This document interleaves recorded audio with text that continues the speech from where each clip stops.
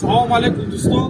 Имрӯз 14 сентябр соли 21 мо дар назди суди Агатинскии ноҳияи шаҳри Москва имрӯз парвандаи маъмурии бародармо Наврӯзро дидем. Наврӯз аз соли 2019 запрет дошт, ду бор запрет монда шуд. имрӯз мо дар суд қарорҳои запретро бекор кардем ва Наврӯз метавонад озод дар шаҳри Москва ва дигар шаҳрҳои Федератсияи Россия озод бемалол гардад ва кор кунад. Ва аз Наврӯз хоҳиш мекунем ки дигар вайронкунии маъмурии содир накунад, то дубора нисбати қарор дар бораи маъни вордод ба ҳудуди Федератсия қабул карда нашавад. Салому алейкум азиз.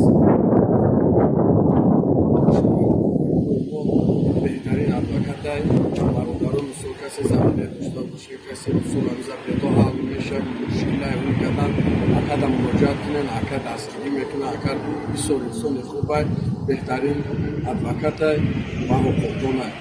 Саломат бошед, зинда бошед. Бачаҳо, мо дар хизмати шумоем, марҳамат, муроҷиат кунед. Агар асос бошад, кӯшиш мекунем ки шумо запрет дошед.